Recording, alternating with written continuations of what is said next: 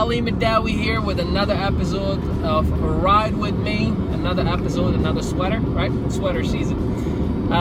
Today I would like to talk to you about two separate mindsets. The mindset of an employee versus a mindset of a business owner. So those are two different mindsets that are very, very distinguished. And this is not a video to insult one or the other, because I used to be both and I was very happy, or I'd say content enough with both, but much happier with the other.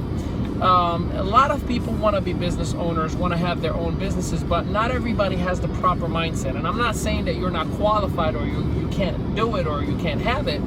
It's just a process. It's a process that you are going to need to go through and understand and really learn. That's why most people fail in home-based businesses or network marketing or direct sales, because they think, I'm just going to sell a product or a service and everybody in my family is going to get involved and I'm going to get rich, until they realize you actually need to develop business ownership skills.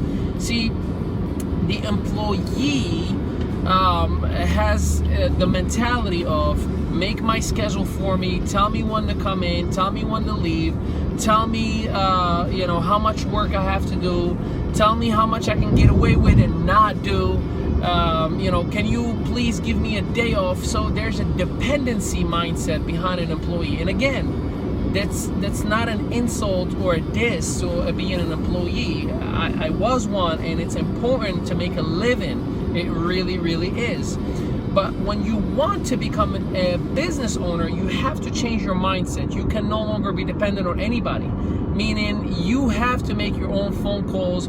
You have to raise value. You have to know how to do profits and losses. You have to understand your taxes. You have to understand how to market yourself. You have to really manage, build, develop, and guide a team of sales force, of leaders, or what have you. So there's a lot of work that the business owner does with a team around them that falls on you and you only. That's why it is extremely hard. That's why not many people succeed. Again, not a diss, but just so you understand, in order for you to be a successful business owner or a successful network marketing professional or what have you, anything within the business world, you must first embrace what you're not good at. Meaning you have to say, okay, I'm horrible at saving money, I'm horrible at doing my books, I'm horrible at such and such and such, and actually have a mentor that's willing to teach you and educate you. And here's why. When you were at your job, or you are now at your job, somebody taught you the responsibilities that you're doing. Somebody helped you and guided you and trained you for 2 weeks to get to where you are right now. So there's nothing wrong with having a mentor. Don't be a know-it-all. The worst thing that you can do is be a know-it-all. See, a know-it-all knows nothing at all. That's just how that unfortunately plays out. So have a mentor and let them know, hey, listen, you're successful. I've evaluated what you've done. You're obviously recognized for something. Can you help me and educate me on what I should do to become a successful entrepreneur? That's step one. Step two is you must study success stories, meaning grab books of autobiographies, go to YouTube, for crying out loud, if you don't want to spend money on them, and study the successful, the entrepreneur. And one book that I highly recommend to everybody is Think and Grow Rich by Napoleon Hill. It's literally a must read, or at least a must listen. On audible.com, $10 a month, you can actually listen. It's like the Netflix for books. But last but not least is you must fail your way to the top. See, employees are comfortable. That's why they got a job. They say, I know I have to do A, B, C. I'm going to make X amount of dollars. Not necessarily the best way to change time for dollars. I'd rather make my money work for me. So whatever I do, I'm always getting paid regardless. I can sleep and still get paid. That's a path that I chose, and I really highly recommend you try it, because it tastes good to kind of get paid that way.